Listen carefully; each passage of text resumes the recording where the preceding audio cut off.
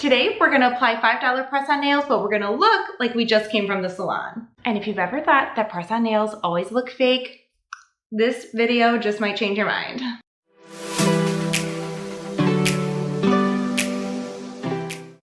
For this manicure, I'm using a $5 set of press-on nails that I got from the Dollar General of all places. Along with the nails, I have this pink tinted nail glue, which was about $2.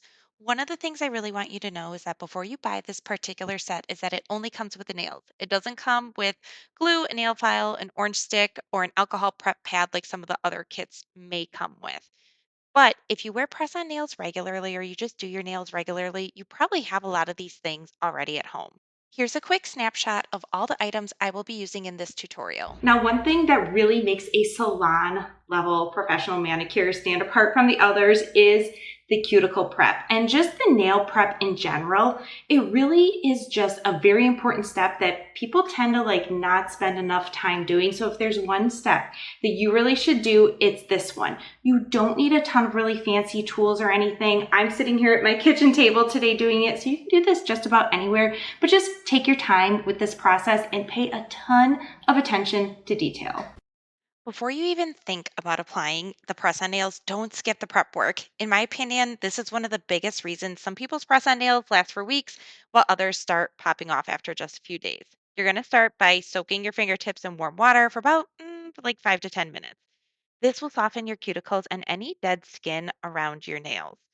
Next, we're going to gently push your cuticles back with an orange stick or a cuticle pusher. If you have excess cuticle growth, you can carefully trim it with a cuticle nipper, and there's tons of affordable cuticle trimming devices and tools available at drugstores. You can go to Target or Walmart, or even a beauty supply store like Sally's. I like to use a cuticle remover. It helps dissolve that thin layer of dead skin that is so often stuck to the nail plate. Even if you can't always see it, that skin can keep the glue from bonding as well as it should. And once the remover has had a chance to work, you can again just gently scrape away the softened skin to create a much cleaner surface.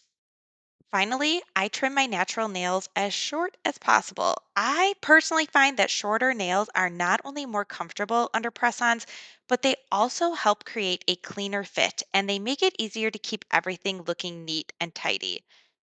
It might feel like these extra steps take a little more time, but they're one of the easiest ways to get longer lasting, more professional looking results.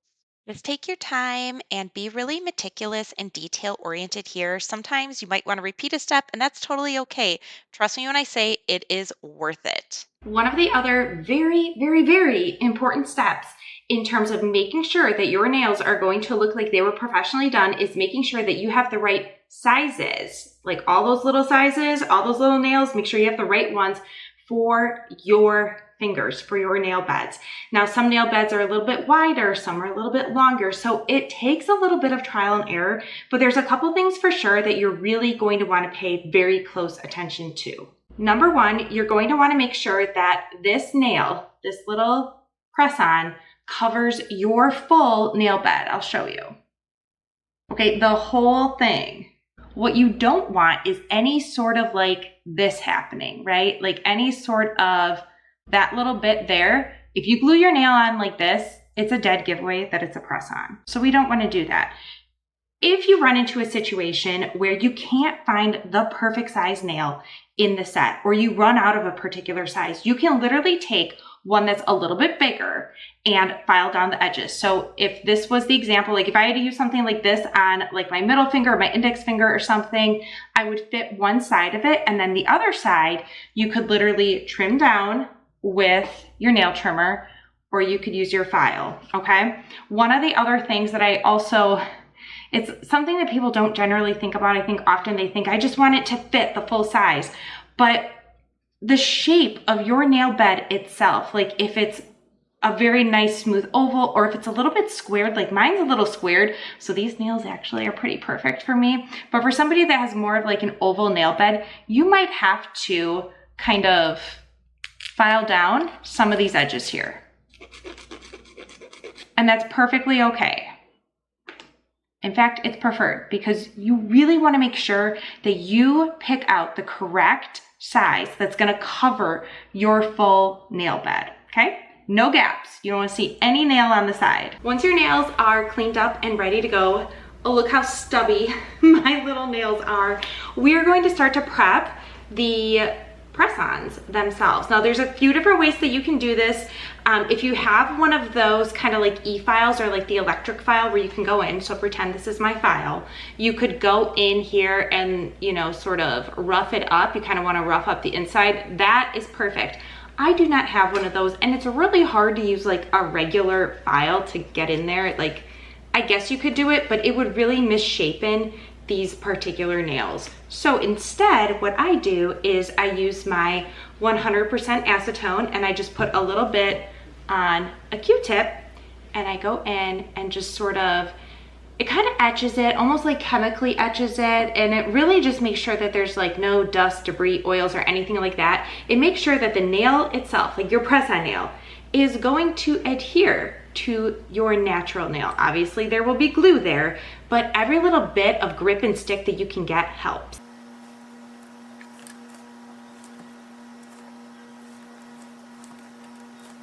Now comes the fun part. We are ready to glue. So I got this Kiss Mega Hold pink nail glue. It had really good reviews online. I think the pink nail glue is actually a lot better if you're doing like clear French nail tips. And in that case, it's a whole different thing. It'll be really important because the glue will kind of like show through the clear nail tip, but we're not doing those today. We're not doing those. Oh my God. There we go. Got it. Now this glue has kind of like the eyedropper kind of application tip. What would be even better in terms of application is if you had a brush. They didn't have that at the store that I went to. It's fine if you don't have it. It's better if you do, but this is going to work perfectly fine. Now when applying the glue, I do 2 steps. I put the glue on my fingernail and I kind of like spread it all around. And then I also put the glue on the nail itself, spread it all around, and then I leave a dollop of the glue kind of like at this end part here, because then when you put the press-on nail on, there's going to be an extra little dollop of glue there, and you want that because you're going to then take, once there's glue on your finger and glue on the nail with a dollop, you're going to go like this to apply it, okay? Kind of like at an angle here. You're gonna press it down and kind of like into your cuticle bed, not too hard, don't hurt yourself, don't make it super uncomfortable, but it's gonna be a little uncomfortable. Put it down at this angle, make sure the edges are fully touching, and then you slowly press it down until it's flush with the nail, and then you're gonna hold. And you're gonna hold longer than you think you should hold. And the reason for that is when you apply the nail like this, you're squishing out any air bubbles. That means the nail's going to adhere nice and tight. And you're going to mitigate any risk of like getting bacterial or greenies or anything like that.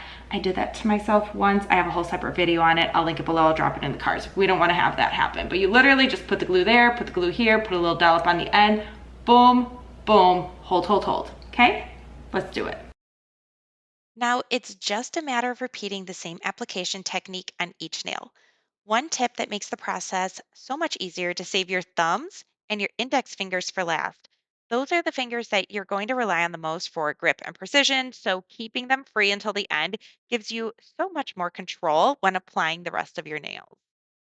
As you work, don't rush. Take a few extra seconds, make sure every nail's on straight before the glue sets, and hold it firmly in place again for a little bit longer than you think you need to. Those extra few seconds can make a huge difference in how well your nails stay on over time.